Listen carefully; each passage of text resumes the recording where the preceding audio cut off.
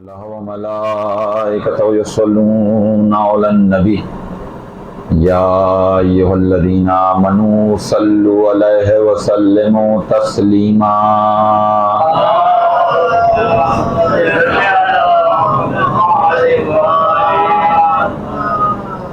اعوذ باللہ من الشیطان اللعین الرجیم بسم اللہ الرحمن الرحیم الحمد للہ الملک الحق المبین المتصاغر لعظمتہ جبابرۃ الطاغین المتخاضع لکبریائہ غطاۃ المتمردین المعترف بربوبیتہ سائر الخلق اجمعین الصلاۃ والسلام والتحیۃ والاکرام علی اشرف الانبیاء والمرسلین سیدنا و مولانا ابی القاسم محمد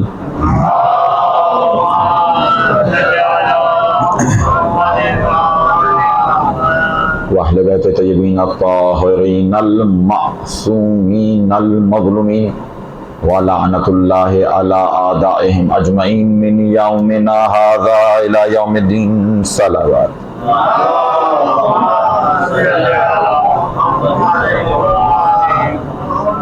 اما بعد فقد قال اللہ تبارک و تعالی فی محکم کتاب المبین وهو الصادق بسم اللہ الرحمن الرحیم انما یرید اللہ لیذھب عنکم الرجس اہل البیت ویطہرکم تطہیرا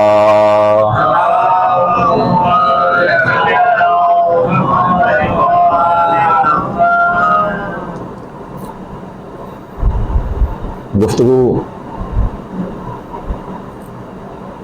اور آج کی یہ مجلس ان دو شخصیات اور ان دو ہستیوں کے حوالے سے کہ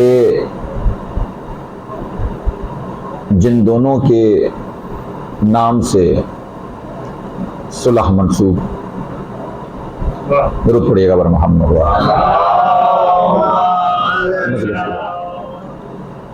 اور دونوں نے اپنی اپنی صلح سے اپنے اپنے زمانے کی حکومتوں کو شکست دی اور عجیب تمثیل ہے وہ تمثیل یہ حضور کہ دونوں کی صلح پہ اعتراض کیا گیا اور اگر آپ تاریخ کا مطالعہ کریں اور تاریخ سے لے کے آج تک کا سفر طے کریں تو جن لوگوں نے سرکار ختمی مرتبت کی صلح پہ شک کیا تھا اعتراض کیا تھا انہی کی اولادوں نے آگے بڑھ کے امام حسن کی صلح پہ اعتراض کیا اور وہ جو رسول خدا کی صلح کے ساتھ دفاع کرتے ہوئے نظر آیا تھا اسی کی اولاد اور اسی کی شیعہ امام حسن کی صلح کا دفاع کرتے ہوئے نظر آتے ہیں. یہ تمثیل ہے، یہ مماثلت ہے. عزیزان محترم، چونکہ دونوں شخصیات کا تذکرہ ہے، دونوں ہستیوں کا تذکرہ ہے، لہٰذا میں یہ سوچنے پر مجبور ہو گیا کہ کوئی ایسی کامن فضیلت بیان ہو کہ جس میں دونوں شریک ہوں، رسول خدا بھی شریک ہوں، امام حسن مجتبیٰ بھی شریک ہوں.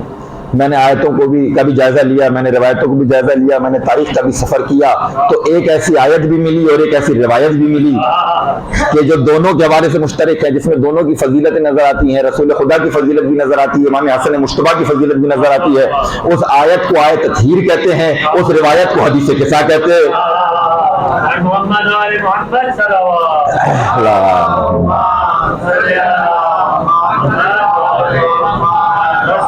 کامن فضائل بیان کرنا ہے، وہ دونوں شخصیات کا تذکرہ ہے، دونوں ہستیوں کا تذکرہ ہے. ٹھیک ہے. اور دیکھیں اس سے پہلے کہ باقاعدہ ہم حدیث قصہ یا آیت تطہیر کے پیرائے میں گفتگو کریں اور اس کی تفصیل کے اوپر گفتگو کریں، جناب صاحب سوائق محرقہ اپنی کتاب میں لکھتے ہیں، سوائق محرقہ میں لکھتے ہیں، اور انہوں نے یہ عبارت نقل کی ہے امام فخر الدین رازی سے. ان دونوں کا تعلق میرے مسلک سے نہیں ہے، دونوں کتابوں کا تعلق میرے مسلک سے نہیں ہے، مگر جو لکھا ہے وہ آپ کے سامنے پیش کر دیتا ہوں. وہ کہتے ہیں کہ 5 امور ایسے ہیں، 5 خصوصیات ایسی ہیں کہ جس میں پروردگار عالم نے اہل بیت کو رسول خدا کے مساوی رکھا ہے. 5 چیزیں ایسی ہیں جس میں اہل بیت کو رسول خدا کے ساتھ رکھا ہے. ٹھیک ہے، شریک رکھا ہے۔ وہ 5 خصوصیات کیا ہیں، وہ 5 کام کیا ہیں، وہ 5 امور کیا ہیں، سن لیجیے، کتاب کے حوالے میں آپ کے سامنے پیش کر چکا۔ کہتے ہیں پہلے سلام نے مساوی رکھا، کیونکہ اپنے نبی کے لیے کہا السلام علیکہ ایھا النبی، نبی کے لیے جب سلام کیا تو کہا السلام علیکہ ایھا النبی، ٹھیک ہے۔ اور جب اہل بیت کی منزل آئی تو کہا السلام علی آل یاسین۔ کسی اور نبی کی آل پہ سلام نہیں ملتا قرآن مجید کے اندر۔ آپ کو قرآن مجید میں حضرت ابراہیم پہ سلام ملے گا، حضرت نوح پہ سلام ملے گا، ہارون پہ سلام ملے گا، موسیٰ پہ سلام ملے گا، مگر کسی کی آل پہ سلام نہیں ملے گا۔ سرکار کی آل وہ واحد نبی کی آل ہے جس پہ قرآن میں سلام نظر آتا ہے، سلام علی آل یاسین۔ تو پہلا امر جس میں شریک کیا وہ ہے سلام، سرکار پر بھی سلام ہے قرآن میں، سرکار کی آل پر بھی سلام ہے قرآن میں۔ دوسرا امر جس میں سرکار کے ساتھ ساتھ شریک کی آل کو، وہ کیا ہے، وہ ہے درود، اللہم صلی علی محمد وآل محمد۔ طرح سرکار پہ درود بھیج کے نماز مکمل نہیں ہوگی، ضروری ہے کہ سرکار کے ساتھ ساتھ آل پر بھی درود بھیجو۔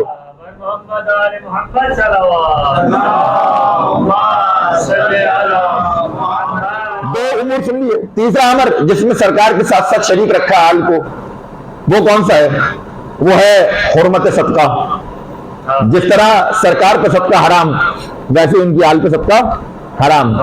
چوتھا امر جس میں سرکار کے ساتھ ساتھ آل کو شریک رکھا وہ ہے محبت کی منزل، سرکار کی محبت بھی لازم قرار دی، اور اہل بیت کی محبت کے لیے بھی کہا قل لا اسألکم علیہ اجرا الا المودۃ فی القربى، ہے نا۔ سرکار کے لیے بھی محبت لازم قرار دی گئی، سرکار کی آل کے لیے بھی محبت لازم قرار دی گئی۔ اور جو پانچواں وہ امر ہے جس میں سرکار کے ساتھ ساتھ شریک رکھا ہے سرکار کی آل کو، وہ ہے طہارت کی منزل۔ دونوں کے لیے ایک ہی آیت ہے، انما یرید اللہ لیذھب عنکم الرجس اہل البیت ویطہرکم تطہیرا۔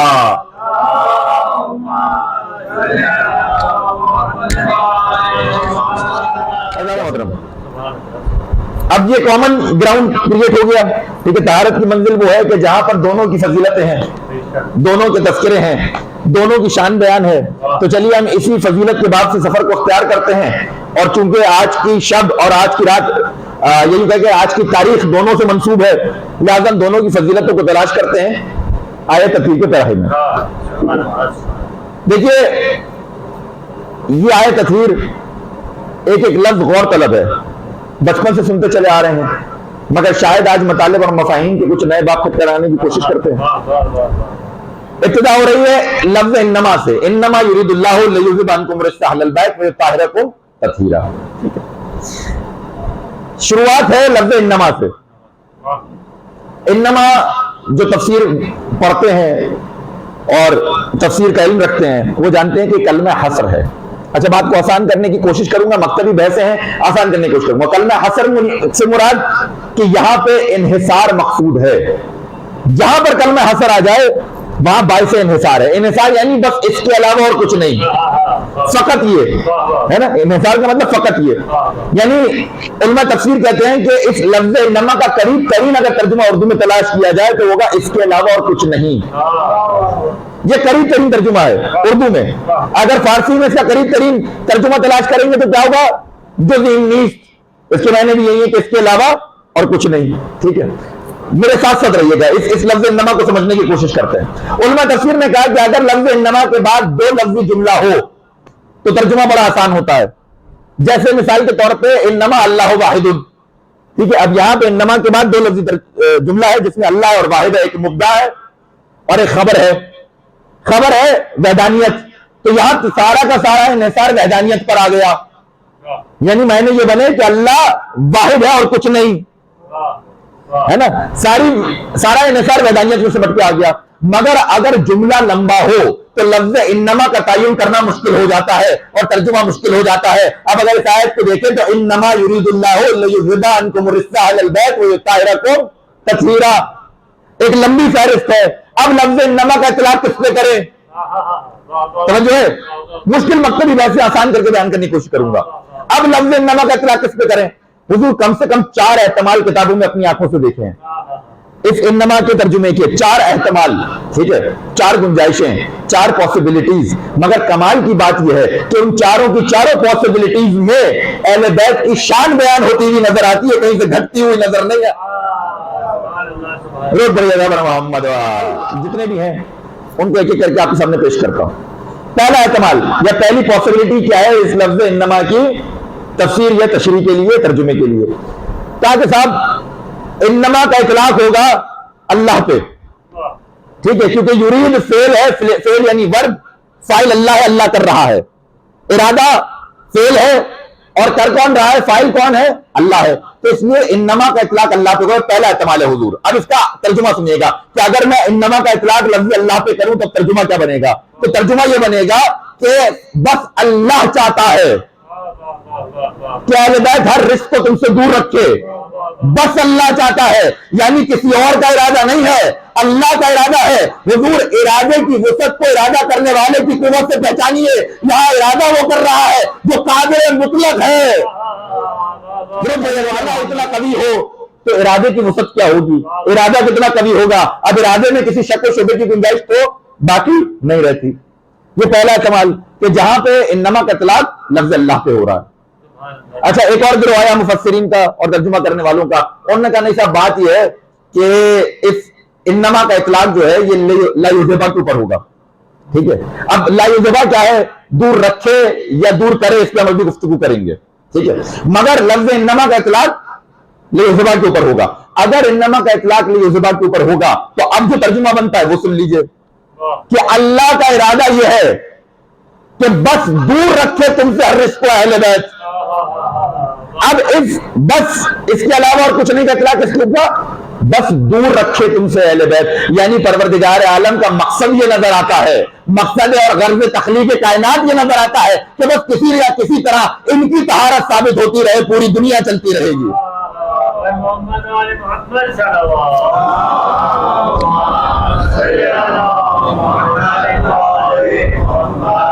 توجہ ہے مطلب یہ دو احتمال ہے۔ اب تیسرا احتمال سنیے، لفظ ان بعض لوگوں نے کہا کہ صاحب نہیں، کہ چونکہ یرید بھی فعل ہے اور لیذبا بھی فعل ہے، اللہ فاعل ہے، تو یہ دیکھنا پڑے گا کہ یہ کام کس ریزن کی وجہ سے ہو رہا ہے نا، وہ کیا ریزن ہے کہ جس کے لیے کام ہو رہا ہے۔ تو ریزن سمجھ میں آیا، انکم رزق بیسیکلی وہ سینٹر آف اٹریکشن ہے کہ جس کو دور رکھنا ہے نا، جس کے لیے سارا کام ہو رہا ہے، تو اس انما کا اطلاق رزق کے اوپر ہوگا۔ اب رزق کا ترجمہ ہم بہتر جانتے ہیں، کسی بھی قسم کی ناپاکیزگی، کسی بھی قسم کی نجاست، کسی قسم کا برا فعل، وہ سارے کے سارے رزق کے اندر آئیں گے۔ جو کچھ بھی نیگیٹیوٹی آپ سوچ سکتے ہیں وہ رزق کے معنی میں آپ شمار کر لیجئے، ٹھیک ہے۔ اگر انما کا اطلاق لفظ رزق پہ ہوتا ہے تو اب ترجمہ یہ ہوگا کہ پروردگار کا ارادہ یہ ہے کہ تم سے دور رکھے بس ہر رزق کو اہل بیت، یعنی پروردگار یہاں بتلانا یہ چاہ رہا ہے کہ بس جو رزق ہوگا وہ اہل بیت سے دور ہوگا، بس جو رزق ہوگا وہ اہل بیت سے دور ہوگا۔ اب رزق چاہے برائی میں نظر آئے، رزق چاہے نسلوں میں نظر آئے، رزق چاہے شجروں میں نظر آئے، رزق چاہے شخصیتوں میں نظر آئے، اگر اب یہ عام مشاہدے کی بات ہے، لوگ سوال کرتے ہیں کہ صاحب ہم نے بڑی تبلیغ کی، ہم نے بڑی ہدایت کی اور اہل بیت کے فضائل تو کھلم کھلا صریحاً نظر آتے ہیں، تو کیوں یہ مائل نہیں ہوتے اہل بیت کے فضائل کی جانب؟ تو بھائی پروردگار نے ارادہ کیا ہے کہ ہر رزق کو دور رکھے گا اہل بیت سے، اگر نہیں راغب ہو رہے تو حقیقت یہی ہے۔ اب آخری احتمال سنیے، ٹھیک ہے، آخری احتمال یہ ہے کہ کیا اس لفظ انما کا اطلاق اس کم کی ضمیر کے اوپر ہوگا جو انکم کی ضمیر ہے، انکم رزق اہل البیت، ٹھیک ہے، انکم کی ضمیر ہے اس کے اوپر انما کا اطلاق ہوگا۔ اگر انما کا اطلاق کم کی ضمیر پر ہوگا تو اس کے معنی کیا ہوں گے کہ اہل بیت پہ اطلاق ہو رہا ہے۔ توجہ رکھیے گا، میں نے بتایا کیا معنی ہے انما کے، اس کے علاوہ اور کچھ نہیں۔ اب اگر اس کے علاوہ اور کچھ نہیں کا اطلاق اہل بیت پہ کرتے ہیں تو ترجمہ میرے ساتھ کر لیجئے گا کہ پروردگار کا ارادہ یہ ہے کہ ہر رزق کو دور رکھے بس تم سے اہل بیت۔ گیا پروردگار بتلانا یہ چاہ رہا ہے کہ اہل بیت بس تمہاری ذمہ داری ہم لے رہے ہیں، کسی اور کی ذمہ داری درود پڑھیے گا پر محمد رسول اللہ، بعد میں آنے والوں کو دقت نہ ہو، درود پڑھیے گا اور ذرا قریب سے سمجھ میں آیا۔ کلمہ حصر ہے، انما سے مراد انحصار ہے، انما سے مراد اس کے علاوہ اور کچھ نہیں ہے۔ اگر یہ انما سمجھ میں آ گیا، یہ انما سمجھ میں آ گیا تو ایک اور مقام پہ انما کہا تھا نا، انما ولیکم اللہ ورسولہ، بھائی آیہ ولایت بھول گئے، آیہ ولایت بھول گئے، وہاں بھی تو انما ہے۔ پروردگار بتلانا یہی چاہ رہا ہے کہ بس اللہ مولا ہے، اس کے رسول مولا ہے اور وہ مومنین مولا ہے جو رکوع میں زکات دیتے ہیں اور کچھ نہیں۔ بر محمد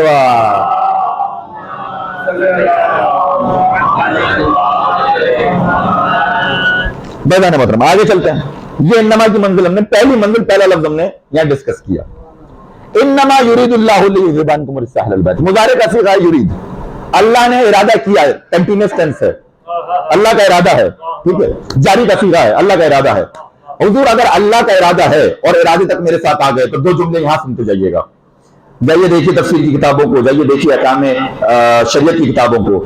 اللہ کے ارادے دو طرح کے ہوتے ہیں. اللہ کے ارادے دو طرح کے ہوتے ہیں. ایک کو ارادہ تشریعی کہتے ہیں, ایک کو ارادہ تکوینی کہتے ہیں. ارادہ تشریعی کے نتیجے میں تمام احکام شرعیہ یا احکام تکلیفیہ آپ پر لازم کیے گئے. میں مثال کے ذریعے بات واضح کروں گا تاکہ بچوں تک بات پہنچ جائے. احکام تکلیفیہ احکام شرعیہ یعنی نماز پڑھو احکام تکلیفیہ احکام شرعیہ, حج کرو احکام شرعیہ ہے, زکوٰۃ احکام شرعیہ ہے, جہاد احکام شرعیہ, یہ سارے احکام شرعیہ ہیں. میں نے کہا یہ کس کے نتیجے میں آئے؟ ارادہ تشریعی کے نتیجے میں. ٹھیک ہے, میں فرق بتاتا ہوں ارادہ تشریعی اور ارادہ تکوینی میں کیا ہے. ارادہ تشریعی کا پورا ہونا اس کا انحصار ہے آپ پر, بندوں پر. ٹھیک ہے, اللہ کا ارادہ ہے مگر پورا ہو نہ ہو یہ آپ پر منحصر ہے. مثال کے طور پہ بات کو اور آسان کرتے ہیں. اللہ چاہتا ہے کہ آپ نماز پڑھیں مگر مجبور نہیں کیا, پابند نہیں کیا, اختیار دیا ہے. اللہ کا ارادہ ہے, اللہ آپ کی خیر خواہی چاہتا ہے. اللہ چاہتا ہے روزہ رکھے, اللہ آپ کی خیر خواہی چاہتا ہے. اللہ چاہتا ہے زکات نکالے, اللہ آپ کی خیر خواہی چاہتا ہے. مگر اللہ کے اس ارادے کو پورا کرنا آپ پہ منحصر ہے. آپ نماز پڑھیں نہ پڑھیں یہ آپ کا اختیار ہے. آپ روزہ رکھیں نہ رکھیں یہ آپ کا اختیار ہے. آپ زکات دیں نہ دیں یہ آپ کا اختیار ہے. یہ ہے ارادہ تشریعی جس کا پورا ہونا نہ ہونا آپ کے اختیار میں. حضور توجہ کیجیے گا. اب ایک ہے ارادہ تکوینی. ارادہ تکوینی کا پورا ہونا آپ کو لازم نہیں ہے, آپ کے اختیار میں نہیں ہے, آپ کے منحصر نہیں ہے. یہ پروردگار کا ارادہ ہے, آپ چاہیں نہ چاہیں پورا ہو کے رہے گا. کاش بات پہنچ جائے میرے محترم سننے والوں تک. پروردگار کا ارادہ ہے ارادہ تکوینی, یہ پورا ہو کے رہے گا. مثالیں قائم کرتا ہوں. انی جاعل فی الارض خلیفہ, پروردگار نے ارادہ کیا نا ہم زمین پہ خلیفہ بنانے والے ہیں, ہے نا, یہ ہے ارادہ تکوینی. اب تم چاہو نہ چاہو خلیفہ بنا کے رہے گا, ارادہ تکوینی. اور مثالیں سنتے جائیے. اللہ نے ارادہ کیا کہ آگ کو سرد کر دے گا ابراہیم پر, اب کوئی چاہے نہ چاہے آگ سرد ہو کے رہے گی, کیونکہ یہ ہے ارادہ تکوینی. ٹھیک ہے, اور مثال سن لیجئے. اللہ نے ارادہ کیا کہ ابراہیم کو اماموں کا, انسانوں کا امام بنائیں گے, اللہ نے ارادہ کیا. اب کوئی چاہے نہ چاہے, توجہ ہے, یہ ہے ارادہ تکوینی, پورا ہو کے رہے گا. تو اللہ نے ارادہ کیا کہ اہل بیت کو اس سے دور رکھے گا, یہ ارادہ تکوینی ہے. اب تم چاہو نہ چاہو اللہ دور رکھے گا, آپ چاہے نہ چاہے اللہ پورا کر کے رہے گا. ٹھیک ہے, اللہ کا ارادہ ہے. ٹھیک ہے, اگر یہ یورید سمجھ میں آ گیا, مگر میں کیا کروں, میں نے جملہ کہہ دیا اور استفادے کے لیے آگے ایک جملہ اور ہدیہ کرتے ہوئے چلا جاؤں. چونکہ میں نے تذکرہ کر دیا انی جاعل فی الارض خلیفہ کا, تو دو جملے بس سنیے اور واپس موضوع سے مربوط ہو جاؤں. جاعل کیا ترجمہ کروں حضور, جو قرآن کا ترجمہ جن کے ذہنوں میں, اللہ نے کہا فرشتوں سے کہ میں نے آدم کو خلیفہ بنا دیا. یہ ترجمہ صحیح ہے؟ نہیں, خدا کی قسم ترجمہ صحیح نہیں ہے. جاعل بنانے والا ہوں, پوری ذمہ داری کے ساتھ عرض کر رہا ہوں. جاعل بنانے والا ہوں, ابھی بنایا نہیں ہے, بنانے والا ہوں, فیوچر کا اعلان ہے. جاعل بنانے والا ہوں, ٹھیک ہے, یعنی ابھی بنایا نہیں ہے. دلیل پیش کر دیتا ہوں. کمال الدین و تمام النعمہ, یہ وہ کتاب ہے جو امام زمان نے اپنے حکم پہ اور اپنی ہدایت پہ لکھوائی ہے شیخ صدوق سے. خواب میں تعلیم کی ایک ایسی کتاب لکھو کہ جس سے ہماری غیبت امام ما سبق انبیاء کی غیبت سے ثابت ہو. ٹھیک ہے, اس کے مقدمے میں یہ روایت ہے اور یہ جملہ ہے. ٹھیک ہے, بنانے والا ہوں, توجہ رکھیے گا, بنانے والا ہوں. اس مقدمے میں یہ لکھا کہ اللہ نے اعلان کرنے کے بعد کہ میں زمین پہ خلیفہ بنانے والا ہوں, اس کے 700 برس بعد, میں کیا کہہ رہا ہوں حضور, 700 برس بعد آدم کو خلیفہ بنایا ہے. 700 برس بعد. تو جو 700 برس انتظار کرتا رہا وہ ملک رہا, جس سے انتظار نہ ہو سکا وہ رجیم بھی بنا, وہ لانتی بھی بنا. 700 برس انتظار کرایا ہے. تو حضور بتلانا یہی چاہ رہا ہو کہ جب پہلا خلیفہ بغیر انتظار کے نہیں آیا تو آخری بغیر انتظار کے محمد.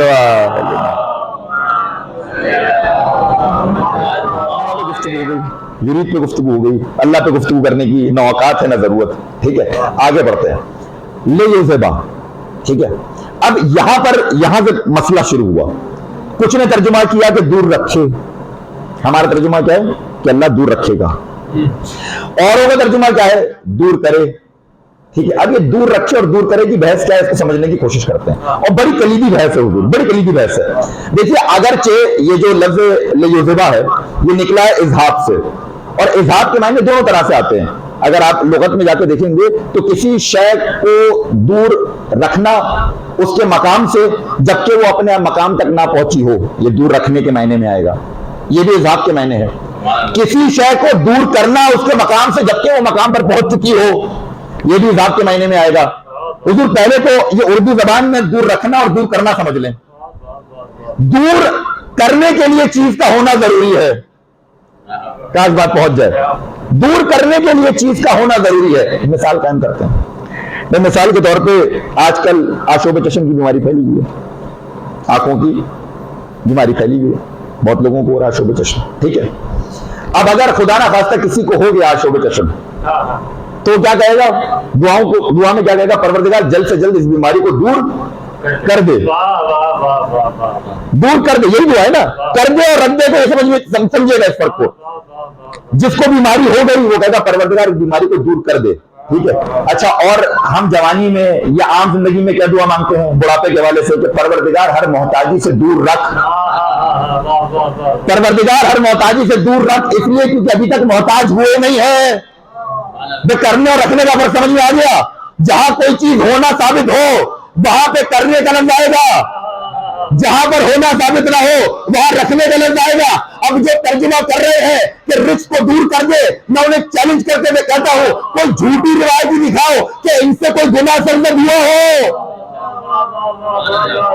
कोई झूठी रिवायत ही दिखाइए कि अहले बैत से खुदा ना खास्ता माजल्ला माजल्ला सुम्मा माजल्ला को गुनाह सरजद हुआ हो, है ना? आप नहीं दिखा सकते, आप नहीं दिखा सकते। जब नहीं दिखा सकते तो फिर वो तर्जुमा करें जो हम कर रहे हैं कि परवरदिगार ने इरादा किया कि अहले बैत से हर रिस्क को दूर रखेगा।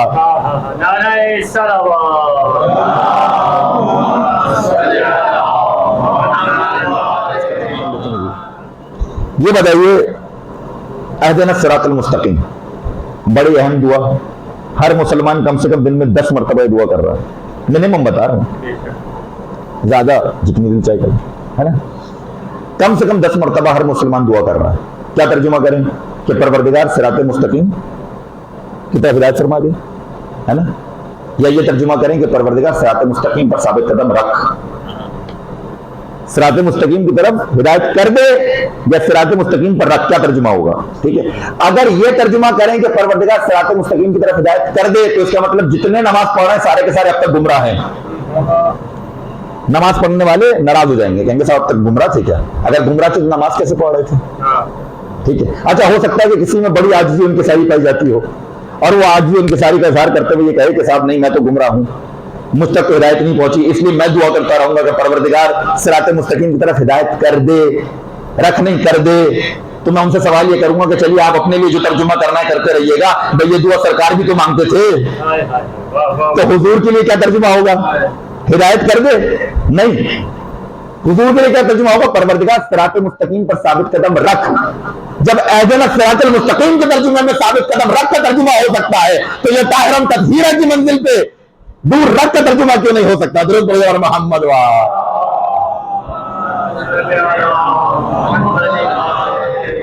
परवरदिगार ने सूरह बकरा के अंदर इरशाद फरमाया व आहिदना इला इब्राहीम व इस्माइला, ठीक है, अन ताहिरा बैती, और हमने हुक्म दिया अन ताहिरा बैती, ठीक है, मिलता जुलता लफ्ज है ना, जो ताहिरा और ताहिरा।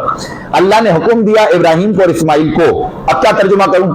और जाके किसी भी मसलक के कुरान का तर्जुमा उठा के देख लीजिए, यही है जो मैं कर रहा हूं।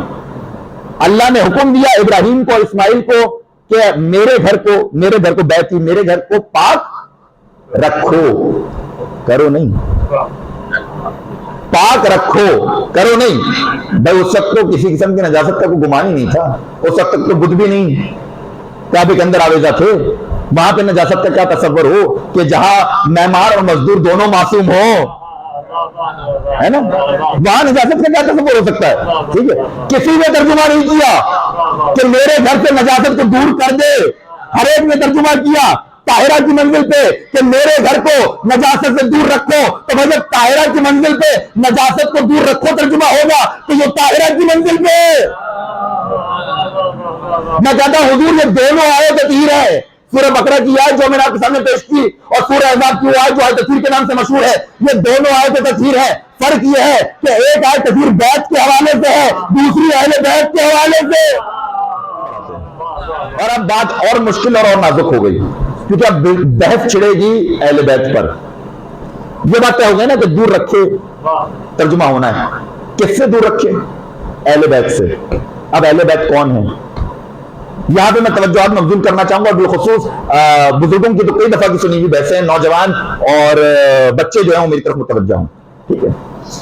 اب اہل بیت کی منزل پہ کون کون آئے گا، یہاں مسئلہ ہے، کیونکہ ایک گروہ نے کہا کہ اہل بیت کی منزل پر صرف چادر والے نہیں تھے بلکہ ازواج مطہرات بھی ہیں، ٹھیک ہے؟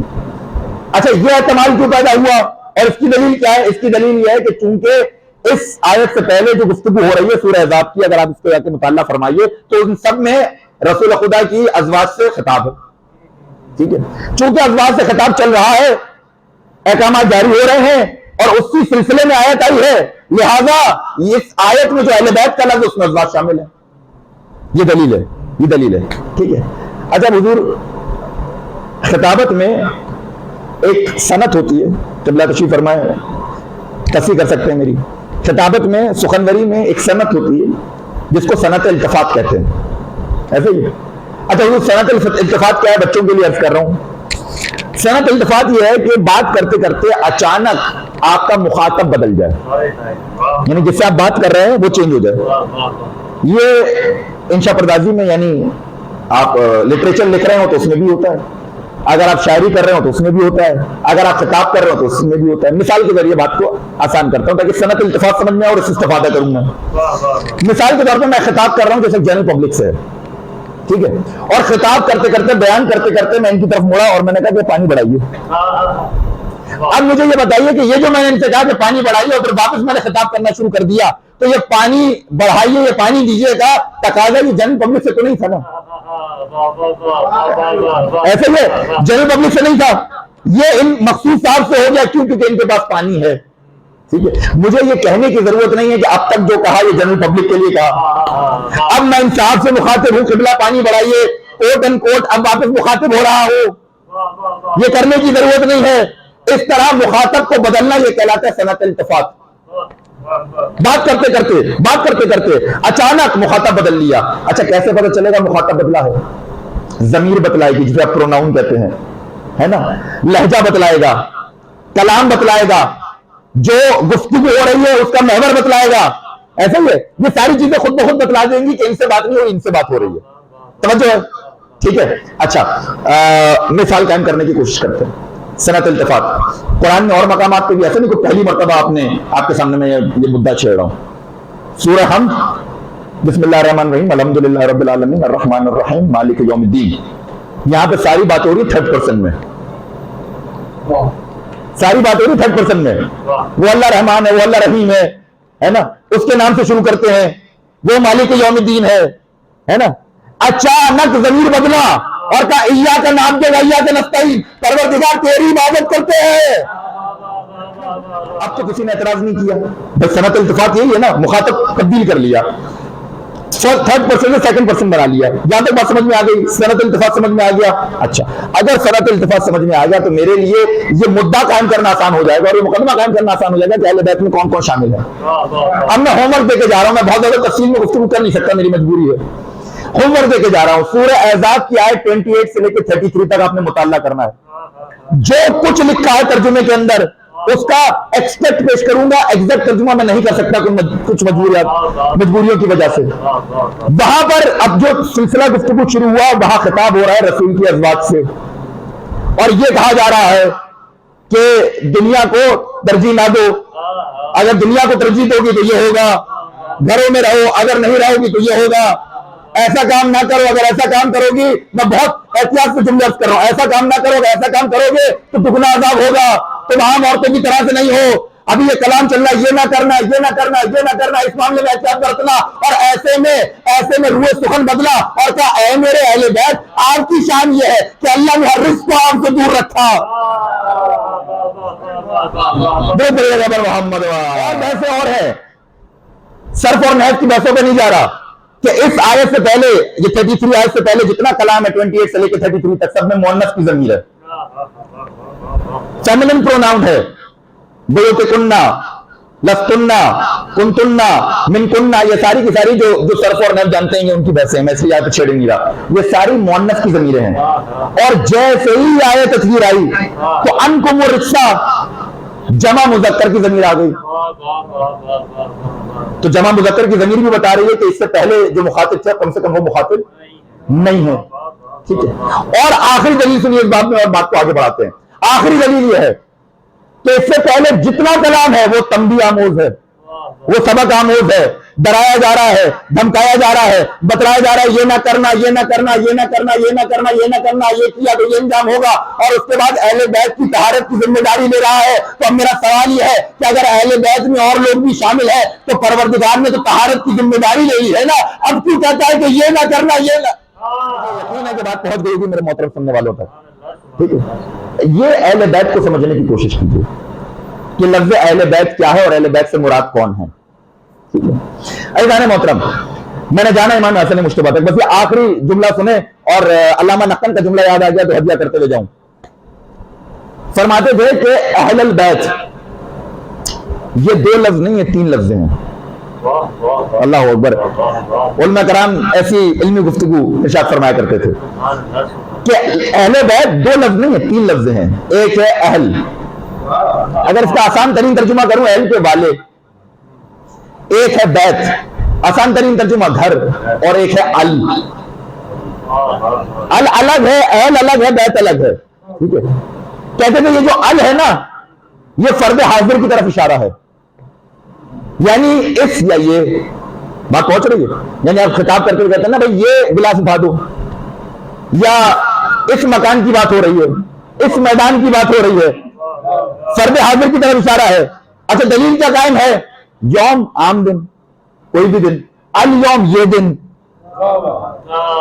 الیوم یہ دن، آج کے دن یا اس دن، ایسا ہی ہے نا، الیوم کیا ہے تو ذہن میں ہے نا، اس دن، ٹھیک ہے۔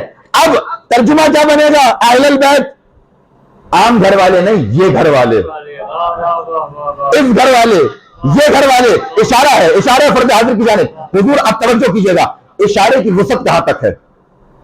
اگر میں کسی سے کہوں، مثال کے طور پر کسی سے کہوں کہ وہاں جا کے بیٹھ جائیے، تو کیا میں نے پڑوس والے گھر میں جا کے بیٹھ جائیں؟ نہیں، وہ جو سامنے دیوار ہے اس کے ساتھ جو صوفہ لگا ہے وہاں جا کے بیٹھ جائیں۔ مجھے ایکسپلین کرنے کی ضرورت ہے کہ جو صوفہ لگا ہے وہاں جا کے بیٹھ جائیں؟ نہیں۔ اگر میں کہوں یہاں جا کے بیٹھ جائیں تو کیا مراد ہے؟ کہ بھائی میکسیمم دیوار سے ٹیک لگا کے بیٹھ جائیں، اس سے آگے کا تو نہیں کہہ رہا، میں جو پیچھے کچن ہے اس کی بات تو نہیں کر رہا نا۔ کیوں؟ حضور اشارے کی وسعت وہاں تک ہے جہاں تک نگاہ ہے، جہاں تک دکھائی دے رہا ہے وہاں تک اشارے کی وسعت ہے۔ اب توجہ کیجئے گا، اگر سرکار عام گھر میں کہتے اہل البیت، عام گھر میں کہتے اہل البیت، تو جتنے گھر میں ہوتے اور نظر آ رہے ہوتے وہ سارے کے سارے اہل بیت میں ہوتے۔ سرکار نے ایک مرتبہ چادر کو تنا، ان کو چادر میں بلایا، اور اب کا اہل البیت، اب جتنے چادر کے اندر ہوں گے اور لائق اشارہ ہوں گے وہ اہل بیت۔ اگر جملے پلٹ دیں تو یوں سمجھیے گا کہ چادر کے ذریعے بیت بنایا تھا اور چادر میں بلا کے اہل بیت بنایا۔ جو میرے خبر محمد، مگر سہارا لوں گا اسی حدیث قصہ کا۔ غور کیجئے جانے محترم، اس حدیث قصہ کو پڑھیں، اس میں کئی مطالب اور مفاہیم آپ کے سامنے آشکار ہوتے ہوئے نظر آئیں گے۔ دیکھیے ایک بحث یہ بھی چھڑی کہ یہ جتنے تھے چادر کے نیچے، یہ آیت تطہیر آنے کے بعد پاک ہوئے تھے یا آیت تطہیر آنے سے پہلے پاک تھے، یہ بحث چھڑی۔ تو اس کے لیے کوئی منطقی اور فلسفی بحث کی ضرورت نہیں، خود حدیث کے ساتھ پڑھنے جواب مل جائے گا، ٹھیک ہے۔ سیکوینس ذہن میں ہے پوری حدیث کے ساتھ کی، بالخصوص اس کو اردو میں ضرور پڑھا کریں، جن کو اردو سمجھ میں نہیں آ رہی انگریزی میں ترجمہ ہے، انگریزی میں پڑھا کریں۔ سیکوینس ذہن میں رکھیے، سرکار نے سب کو جمع کیا، پہلے تو باہر کھڑے ہو کے سلام کیا، سرکار نے چادر میں آنے کی اجازت دی، سارے کے سارے چادر میں آ گئے، پھر سرکار نے فضائل پڑھے، دعا مانگی، ادھر سرکار نے فرش کے فضائل پڑھے، ادھر اللہ نے عرش کے فضائل پڑھے، ٹھیک ہے۔ اس کے بعد جبرائیل آئے، جبرائیل نے چادر کے باہر کھڑے ہو کے فضائل پڑھے، وہ فضائل جو اللہ نے عرش پہ پڑھے تھے، پھر جبرائیل چادر کے اندر گئے اور اندر جا کے آیت سنائی۔ یہ پوری سیکوینس ہے، ٹھیک ہے۔ اب آیت تطہیر کب آئی ہے اس سیکوینس میں؟ جبرائیل اترے ہیں، اس کے بعد چادر کے اندر جا کے سب سے آخر میں جا کے آیت تطہیر سنائی ہے، ٹھیک ہے۔ مگر جب یہ سب آئے ہیں اور انہوں نے جب سلام کیا ہے تو کس انداز میں جواب ملا ہے؟ بحث کیا ہے؟ آیت تطہیر آنے سے پہلے پاک تھے، آیت تطہیر آنے کے بعد پاک ہوئے ہیں، بحث یہ ہے، ٹھیک ہے؟ حضور یہ بھی ذہن میں رکھیے، یہ جتنے ہیں چادر کے نیچے، ان کا ایک دوسرے سے ایک رشتہ نہیں ہے، کئی رشتے ہیں۔ حسن رسول کے نواسے بھی ہیں، حسن رسول کے بھتیجے بھی ہیں، حسن رسول کے امتی بھی ہیں، علی رسول کے داماد بھی ہیں، علی رسول کے بھائی بھی ہیں، علی رسول کے امتی بھی ہیں، ٹھیک ہے؟ بتلانا چاہ رہا ہوں کہ پکارنے کے لیے القابات کی کمی تھوڑی تھی، رشتے کی کمی تھوڑی تھی، مگر کس انداز میں پکارا ہے، کس انداز میں خطاب کیا، یہ سن لیجئے۔ حسن علیہ السلام کیا، کیا جواب ملا؟ وعلیک السلام یا ولدی ویا صاحبہ حوضی، آپ پر بھی سلام ہو میرے بیٹے اور میرے حوض کوثر کے مالک، صاحبہ حوضی، ٹھیک ہے؟ حضور میں سوال کروں، آیت تطہیر آ گئی؟ ابھی آیت تطہیر نہیں آئی، ابھی آیت تطہیر نہیں آئی۔ حسین علیہ السلام کیا جواب ملا؟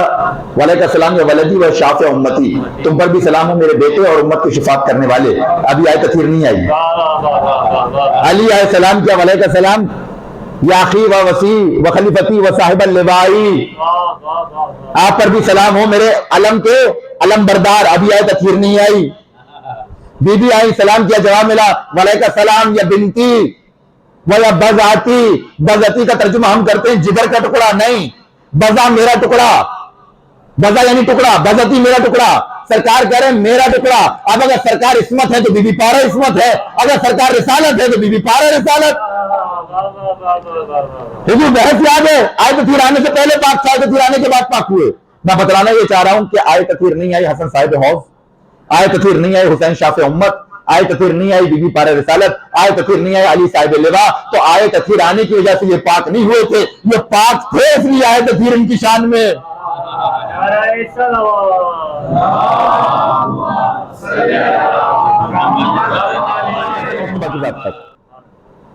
کیا کہہ کے خطاب کیا، کیا کہہ کے مخاطب کیا؟ صاحبہ حوضی، اے میرے حوض کوثر کے مالک، ٹھیک ہے؟ اب بعض لوگوں نے یہ اعتراض کیا کہ صاحب حوض کوثر تو رسول خدا کو عطا ہوا تھا، یہ حسن کو صاحبہ حوض کیوں کہا؟ ٹھیک ہے؟ اب دیکھیے قرآن مجید میں دینے کے یا عطا کرنے، جس کو آپ اردو میں عطا کہتے ہیں یا دینا کہتے ہیں، اس کے لیے دو الفاظ ہیں، ایک ہے عطا، ایک ہے ایتا، ایک توئے سے ہے، دوسرا تے سے ہے۔ دونوں میں فرق کیا ہے سمجھیے گا، میں آیتوں کے ذریعے آپ کے سامنے پیش کروں گا، اور جا کے کسی بھی مستند لغت میں تلاش کر لیجیے گا۔ جب عطا کی منزل آئے توئے کے ساتھ، ٹھیک ہے، وہاں پہ ملکیت دی جاتی ہے، اختیار دیا جاتا ہے، چاہے اپنے پاس رکھو چاہے کسی اور کو دے دو۔ جہاں ایتا کی منزل ہوتے کے ساتھ، وہاں ملکیت اور اختیار نہیں ہوتا، وہاں بس دیا جاتا ہے۔ میں مثال قائم کرتا ہوں، حضرت سلیمان کی حکومت کا تذکرہ سورہ سواد کے اندر، سلیمان کی حکومت پروردگار نے کہا ہاذا عطاؤنا، توئے کے ساتھ، ہاذا عطاؤنا فمن او امسک بغیر حساب، یہ حکومت ہماری عطا ہے توئے کے ساتھ، ٹھیک ہے، ملکیت دے دی ہے، اب چاہے اپنے پاس رکھو یا کسی اور کو دے دو، ہم حساب کتاب نہیں کریں گے، ٹھیک ہے؟ عطا توئے کے ساتھ ہو، حساب کتاب نہیں، ملکیت دے دی۔ اور ایتا کی منزل پہ کیا ہے؟ ملکیت نہیں دی، ان اللہ یامر بالعدل والاحسان وایتاء ذی القربی، ٹھیک ہے؟ اللہ چاہتا یہ ہے، اللہ کا حکم یہ ہے کہ عدل کرو، احسان کرو، اور ذی القربی کو مال و متاع دو، ملکیت نہیں کرو، ملکیت دینے کو نہیں کہہ رہا، ان پہ خرچ کرو، انہیں دو، ان کو ملکیت نہیں عطا کر دو۔ جہاں عطا توئے کے ساتھ ہے وہاں ملکیت ہے، جہاں توئے کے ساتھ ہے وہ ملکیت نہیں ہے۔ تو سرکار کے لیے کہا اِنَّا أَعْطَيْنَاكَ الْكَوْثَرَ، بس توئے کے ساتھ عطا ہے، اے حبیب ہم نے ملکیت کے ساتھ کوثر دے دیا، اب چاہے اپنے پاس رکھو یا حسن مجتبیٰ کو دے دو۔ بزرگان محترم اور ویسے بھی ہیں، مثال کے طور پہ مالک کی بحث کیا ہے، صاحب کی بحث کیا ہے، میں اس میں نہیں جانا چاہتا، دامن وقت میں گنجائش نہیں، بات کو سمیٹنے کی کوشش کرتے ہیں۔ پہچانے امام حسن مجتبیٰ کو، یہ وہ امام ہیں کہ جن کو رسول خدا نے ولدی کہا ہے، میرے بیٹے، جنہوں نے رسول خدا کو جدی کہا ہے، میرے جد۔ دیکھیں بڑا امفیسس ہے یہ ولدی اور جدی پہ، کیوں بار بار اتنا امفیسس کیا گیا؟ لفظ جد سے حدیث کے سامنے 6 مرتبہ نظر آتا ہے، 6 مرتبہ نظر آتا ہے۔ 2 مرتبہ حسن و حسین نے پوچھا کیا ہمارے جد ہیں چادر کے نیچے، 2 مرتبہ بی بی نے جواب دیتے ہوئے کہا کہ تمہارے جد ہیں چادر کے نیچے، اور 2 مرتبہ جب حسن و حسین نے باہر کھڑے ہو کے سلام کیا ہے تب لفظ جد ہے۔ یہ اتنی تکرار لفظ جدی کی بتلا رہی ہے، اور رسول خدا کو ان کو ولدی کہہ کے مخاطب کرنا بتلا رہا ہے کہ یہ ولدی کی منزل کوئی عام منزل نہیں ہے، یہ کوئی عام منزل نہیں ہے. یہ اس لیے اتنی ہے میں حضور کہ ابنانا کی منزل پہ انہیں بیٹا بنا کے گئے تھے، مباہلے میں ابنانا کی منزل پہ بیٹا بنا کے گئے تھے. اور یہ بھی عام بات نہیں ہے، یہ بھی بڑی اہمیت کی حامل ہے کہ ابنانا کی منزل پہ ان دونوں کو بیٹا بنا کے کیوں لے کے گئے تھے؟ کیونکہ بعض روایتیں یہ بتاتی ہیں کہ حضور کا اپنا بیٹا ماریا قبطیہ کے بطن سے، جناب ماریا قبطیہ کے بطن سے پیدا ہونے والے حضرت ابراہیم زندہ تھے. جا کے مطالعہ فرمائیے، بعض روایتیں یہ بتاتی ہیں کہ مباہلے میں حضور کے اپنے بیٹے زندہ تھے، مگر ابنانا کی منزل پہ امام حسن اور امام حسین کو لے کے گئے ہیں. کیوں؟ کیونکہ خدا چاہتا ہے کہ انہیں رسول کا بیٹا کہا جائے. محمد. اور بس آخری جملہ سنیے گا فضائل کے باب میں تبھی تو محمد حنیفیہ کو مولا علی نے کہا تھا جنگ جمل میں جب بھیج رہے تھے محمد حنیفیہ کو حملہ کرنے کے لیے، تو بڑی تلقین کی ہے. وہ پورا کا پورا خطبہ مولا کا نہج البلاغہ میں موجود ہے، جہاں بتلا رہے ہیں بیٹے سے کہ جنگ کیسے کرنی ہے، بڑھ بڑھ کے وار کرنا، قدم کو جما دینا زمین کے اوپر، آسمان کی طرف سر کو اٹھا کے رکھنا، دانتوں کو بیچ کے وار کرنا ہے نا، دل کو کشادہ رکھنا، ہمت کو جوان رکھنا. یہ ساری چیزیں تلقین کی ہے، بھرپور انداز سے تلقین کر کے بیٹے کو بھیجا جنگ کرنے کے لیے محمد حنیفیہ. ٹھیک ہے، جنگ کرنے کے لیے بڑے، وہاں سے تیروں کی بارش شروع ہوئی، رکے، تعقف کیا، پھر آگے بڑھے، تیروں کی بارش پھر شروع ہوئی، پھر رکے، پھر خود کو سنبھالا، پھر آگے بڑھے، پھر تیروں کی بارش شروع ہوئی. حسن مشتبہ خیمے میں بیٹھے یہ منظر دیکھ رہے تھے، بڑھ رہے ہیں رک رہے ہیں، بڑھ رہے ہیں رک رہے ہیں، بڑھ رہے ہیں رک رہے ہیں. ایسے میں حسن مشتبہ بڑھے، تلوار کو میان سے نکالا، آگے بڑھتے چلے گئے، تیروں کی بارش بڑھتی چلی گئی. حسن مشتبہ اور آگے بڑھے، تیروں کی بارش اور آگے بڑھی. ایک مرتبہ قلب لشکر میں گھسے اور قلب لشکر میں جانے کے بعد اونٹ کی ٹانگوں کو کاٹا، جنگ کو تمام کر دیا. جب واپس پلٹے حسن مشتبہ یہ جوہر دکھانے کے بعد شجاعت کا، تو ایک دفعہ علی نے محسوس کیا کہ محمد حنیفیہ سر کو جھکائے ہوئے بیٹھے ہیں اور دل شکستہ نظر آ رہے ہیں. بیٹے کی دل جوئی کے لیے آگے بڑھے، ایک مرتبہ کندھے کو تھپتھپایا اور کہا بیٹے دل کو چھوٹا نہ کر، تیرا اور حسن کا کیا مقابلہ، تیرا اور حسن کا کیا مقابلہ، تو میرا بیٹا ہے، وہ رسول خدا کے بیٹے. درود پڑھیے گا بر محمد. چاہے آئے تطہیر ہو، چاہے حدیث قصہ ہو، چاہے قرآن کی اور آیتیں ہوں، چاہے مسکین غریب اور یتیم کو کھانا کھلانے کی منزل ہو، چاہے جنگ جمل ہو، چاہے صفین، چاہے رسول کی مسجد ہو کہ جہاں پر ایک زانو پہ حسن کو بٹھایا ہوا ہے، ایک زانو پہ حسین کو بٹھایا ہوا ہے، اور رسول خدا مسجد میں منبر پہ بیٹھ کر اپنے نواسوں کے فضائل بیان کر رہے ہیں کہ یہ وہ بچے ہیں کہ جو اجداد کے حوالے سے بھی تم سے بہتر ہیں، جو ماں باپ کے حوالے سے بھی تم سے بہتر ہیں، جو نانا نانی کے حوالے سے بھی تم سے بہتر ہیں، جو پھوپھی پھوپھا کے حوالے سے بھی تم سے بہتر ہیں، جو خالہ اور خالو کے حوالے سے بھی تم سے بہتر ہیں. یعنی ہر حسب نسب سے امت سے بہتر ہیں. اس کے باوجود امت نے پہچان کے نہیں دیا ان کی فضیلت کو. کتنے جتن کیے رسول نے کہ کسی طرح معرفت اہل بیت حاصل ہو گئے. خود روایتوں میں حضور کے حدیث قصہ یا آپ کہیے کہ آیت تطہیر کے نزول کے بعد یہ اپنی آنکھوں سے دیکھی ہے میں نے روایتیں، کہیں ہے 10 مہینے، کہیں ہے 9 مہینے، کہیں ہے 6 مہینے، کہیں ہے 7 مہینے. یہ ساری روایتیں ملتی ہیں کہ آیت تطہیر کے نازل ہونے کے بعد حضور فجر کی نماز کے بعد در سیدہ پہ آ کے سلام کرتے تھے اور کہتے ہیں السلام علیک اہل بیت النبوہ و معدن الرسالہ. کیوں یہ تکرار ہے؟ کہ کسی طرح امت اہل بیت کو پہچان لے اور وہ سلوک نہ کرے جو کیا گیا. مظلوم امام اور وہ امام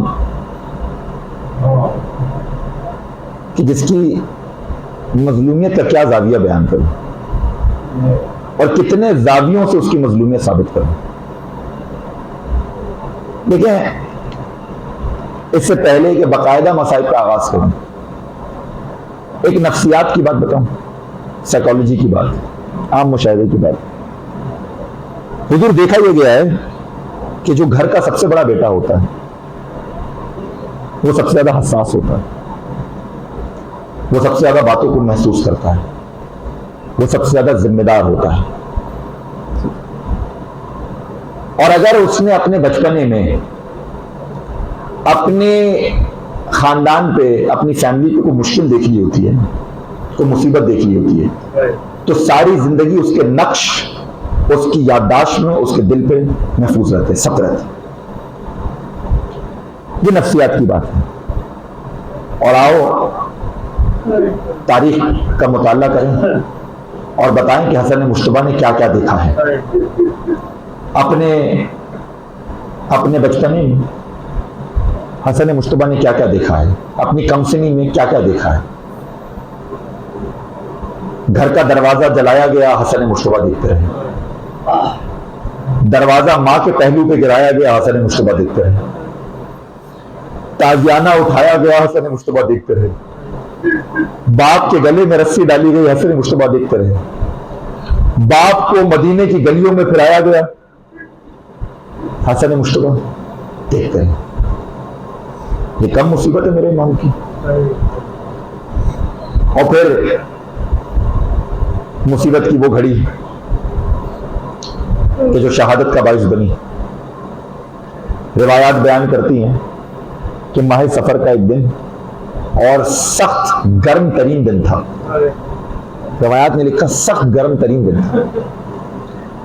ملونہ جانتی تھی کہ امام گھر آتے کے ساتھ ہی سب سے پہلے پیاس کے سدباب کے لیے کسی چیز کو طلب کریں گے، لہذا اس نے ایسا شربت تیار کر کے رکھا تھا کہ جس میں زہر کی آمیزش تھی۔ اور زہر بھی کیسا جانتے ہیں؟ جانور کے سینگ پہ لگا دو نا، وہ دودھ کی بجائے خون دینا شروع کر دے گا۔ اس کی پوری شیشی اس ملونہ نے اس کوزے میں ڈال دی تھی۔ مولا نے افطار کیا، افطار کرتے کے ساتھ ہی ابھی اس کوزے کو لبوں سے لگایا ہی تھا، 2 گھونٹ پیے تھے کہ ایک مرتبہ کوزے کو زمین پہ رکھا ہوتا، انا للہ و انا الیہ راجعون۔ اس ملونہ کی طرف دیکھا اور کہا کیا میں اچھا شوہر نہیں تھا؟ کیا میں نے تیرا کوئی حق ادا نہیں کیا؟ اور ایک مرتبہ طلب کے کہنے لگے کہ اگر میرا نہیں تو کمسن قاسم کا کچھ خیال کیا ہوتا، اس میں کچھ رحم کھایا ہوتا۔ ابھی یہ کلام ہو ہی رہا تھا کہ اچانک وہ رونے لگی۔ مولانا نے کہا کہ کیوں روتی ہے؟ تو جو چاہتی تھی تو اپنے مقصد میں کامیاب ہے، تو کیوں روتی ہے؟ کہنے لگی کہ مجھے خوف آ رہا ہے، ابھی آپ کی بہنیں آئیں گی، ابھی آپ کے بھائی آئیں گے، وہ پوچھیں گے کس نے زہر دیا ہے، آپ میری طرف اشارہ کریں گے، مجھے ان سے خوف آ رہا ہے۔ ایک مرتبہ ہمیں حسن نے کہا کہ ایک کام کر، گھر کے پیچھے دروازے سے باہر نکل جا۔ کتنا کریم امام ہے جو اپنی قاطرہ تک میں بھی آخر وقت میں رحم کر رہا ہے۔ ایک مرتبہ پیغام بھجوایا کہ میرے بھائی کو بلاؤ۔ امام حسین دوڑے دوڑے چلے آ رہے ہیں۔ عزیزو یہ وہ گھڑی ہے جب بھائی سے بھائی جدا ہو رہا ہے۔ جیسے امام حسین آئے نا تو ایک مرتبہ وہ تشت، جس تشت میں حسن کے جگر کے ٹکڑے تھے، کہ اس تشت کو چھپا دو، اس تشت کو چھپا دو۔ کہا بھیا تشت کو کیوں چھپا دیں؟ کہا ابھی میری بہن زینب آتی ہوگی، کہیں بہن اس تشت کو نہ دیکھ لے جس میں بھائی کے جگر کے ٹکڑے ہیں۔ ابھی یہ جملے ادا ہوئے تھے کہ زینب گھر میں داخل ہوئے، کہ اس تشت کو کہیں نہ چھپانا، یہ میرے بھائی کے جگر کے ٹکڑے۔ مولا بار بار غشی کے عالم میں جاتے تھے، بار بار غشی سے بیدار ہوتے تھے۔ ایک مرتبہ غشی کے عالم میں تھے کہ ایک دردناک رونے کی آواز سنی۔ ایک مرتبہ غشی سے بیدار ہو کے دیکھا تو کیا دیکھتے ہیں کہ امام حسین بڑے بھائی کے قدموں پہ سر رکھے ہوئے رو رہے ہیں۔ حسین کو روتے دیکھا نا، ایک مرتبہ تڑپ گئے اور تڑپ کے کہنے لگے کہ بھیا تو نہ رونا، تجھے پوری خدائی رہے گی۔